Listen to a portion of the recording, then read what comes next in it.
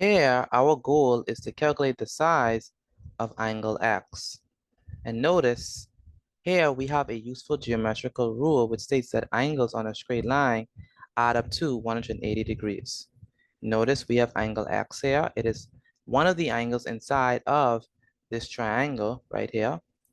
But also notice that angle X and this angle that measures 110 degrees, they are on a straight line and they are at this common point, which means that we can apply this geometrical rule which states that angles that are on a straight line at a common point add up to 180 degrees. So that means that angle X and this angle here must add up to 180 degrees. So in order to determine the size of angle X, we are going to subtract. We're going to say 180 degrees minus 110 degrees. And 180 degrees minus 110 is going to be equal to 70. And so that means that angle X is equal to 70 degrees. Next, we have to determine the size of angle Y.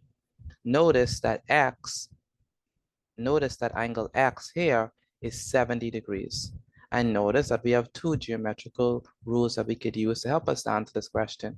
The first one says that two angles in an isosceles triangle are equal.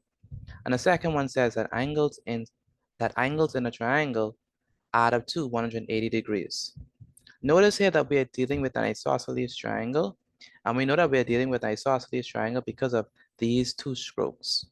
Notice that this is one stroke here and we have one stroke here, which indicates that these two sides are equal in length. If you have an angle whose two sides are equal in length, that means that these two angles are going to be equal in length as well. And if you have a triangle in which there are two sides that are equal in length and two angles that are equal in measure, then you're dealing with an isosceles triangle. And for an isosceles triangle, these two angles, the base angles, are equal. And so that means that if X is 70 degrees, that means that this angle right here is also 70 degrees. Indeed, that angles inside a triangle add up to 180 degrees. So that means that Y plus 70 plus 70, if we add them all up, we should get 180 degrees. And so in order to determine the size of angle Y, what we're going to do is we're going to add 70 plus 70, and we're going to subtract that sum from 180 degrees. What is 70 plus 70? Well, 70 plus 70 is 140. And so we have that Y is equal to 180 minus 140 degrees. What is 180 minus 140? Well, 180 degrees minus 140 degrees is 40 degrees. So that means that Y is equal to 40 degrees. Next, our goal is to determine the size of angle Z. Notice that we have two geometrical rules that we could use, the same ones as before. Here we have two angles in an isosceles triangle are equal, and we also have angles in a triangle add up to 180 degrees. Now, how do we know that this is an isosceles triangle?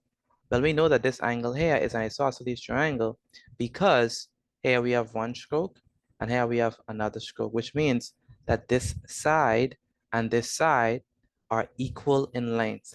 And if we have a triangle whose two sides are equal in length, we know that this angle right here alongside this angle, these two angles are equal in measure. And so in order to determine the size of angle Z, we're going to subtract from 180 because angles in a triangle add up to 180 degrees.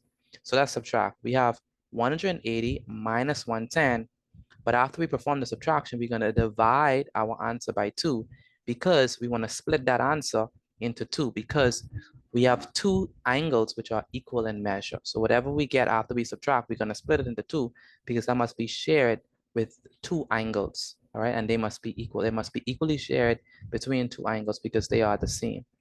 And so we have 180 minus 110, and that gives us 70 degrees. And remember, we have to divide it by 2 because there are two angles.